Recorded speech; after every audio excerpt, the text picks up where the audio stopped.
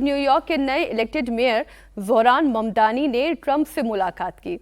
White house में Trump से मिलने के लिए वो पहुंचे। ट्रंप विरोधी होने के बावजूद जीत का परचम लहराने वाले ज़ोहरान ममदानी ने ट्रंप के सामने ही अमेरिका के हालातों से उन्हें वाकिफ कराया। कई कड़वी बातें भी कही, लेकिन दिलचस्प ये था कि जब पत्रकारों ने ममदानी से उनके पुराने आरोप पर सवाल पूछा जिसमें उन्होंने ट्रंप को फांसीवादी कहा था, इस सवाल पर ममदानी कुछ बोलते उससे पहले ही ट्रंप बोल पड़े और कहा कि कोई बात नहीं, आप बस हाँ कह दीजिए, अपने बयान पर कायम रहिए, कोई फर्क नहीं पड़ता। Your answer to Stephen Nelson, he asked about your comment calling the president a fascist, and your answer was, both President Trump and I have been clear about our positions and our views. Are you affirming that you think President Trump is a fascist? I've spoken about... That's okay, you can just say yes. Okay. It's easier.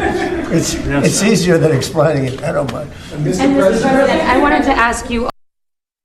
And what we found time and again is that working people were left behind in the politics of our city. And what we're looking to do is put those people right back at the heart of our politics so that we don't have a situation where we're in the wealthiest city in the history of the world, and yet 1 in 5 can't even afford $2.90 for a Metro card.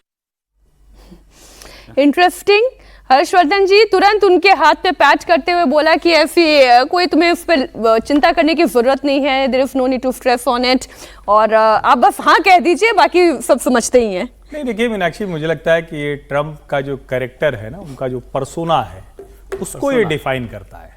और कई बार ये भी लगता है Trump के मन में कुछ चीज़ें आती हैं। आजकल तो चूंकि भारत से उनको बहुत अच्छी वाइब्स नहीं मिल रही, हमें भी नहीं मिलती, उनको भी नहीं मिलती। उन्होंने कहा भी था कि आजकल भारतीय हमको कम पसंद करते हैं, कल फिर मैं ऐसा करूंगा कि मुझे लव करने लगेंगे फिर से। लेकिन ज़ोहरान ममदानी, जिसको उन्होंने कहा था कि ये अगर आया तो मैं फंड बंद कर दूंगा, जिसके लिए उन्होंने कहा था कि ये तो कम्युनिस्ट ममदानी है, इसको तो पूरी तरह से आउट कर देना है, वो जब जीत कर जाता है तो ट्रंप उसका ओवल ऑफिस में उसी तरह से वो मीटिंग करते हैं जैसे वो दूसरे लोगों से मीटिंग करते हैं। इसको यूं भी समझें, कई बार हम लोग जब कहते हैं डेमोक्रेसी का यही मतलब होना चाहिए।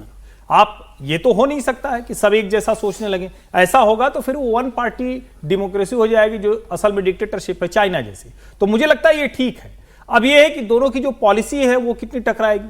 और ज़ोहरान ममदानी की जिस बात को लेकर ढेर सारे लोग उसको बढ़ा रहे हैं, देखो ममदानी ने ये बता दिया अमेरिका की वही स्थिति, इसीलिए तो ट्रंप महंगा कैंपेन कर रहे हैं। इसको समझिए, जो वो कहते हैं कि न्यूयॉर्क में $2.9 की कैपेसिटी नहीं है कि लोग अपने खाने के लिए, ट्रेन में जाने के लिए, बस में जाने के लिए इंतजाम कर सकें, तो दरअसल ये दुनिया में अमेरिका की उस स्थिति को बता रहा है। और कहा जाता है ना कि अगर डॉलर डोमिनेशन खत्म हो जाए और ये जो सबके बीच में एक अलग अलग तरह से जो मीडिएशन करने का, यानी मध्यस्थता और मुद्रा, ये दो चीजें अगर खत्म हो जाए तो ट्रंप क्या कोई भी अमेरिका का राष्ट्रपति बनेगा, वो किसी लायक नहीं रहेगा। तो मुझे लगता है वो स्थिति भी सामने आई। लेकिन ट्रंप है, उनका अपना एक अंदाज है। कई बार आप उसको पसंद कर सकते हैं, नापसंद कर सकते हैं, लेकिन वो है अपने अंदाज में, ये भी आसान। दो विरोधी मानसिकता भी जब मिले तो हाथ मिला सकते हैं और चर्चा हो सकती है। बात अमेरिका की है, बात ट्रंप की है ना मीनाक्षी की।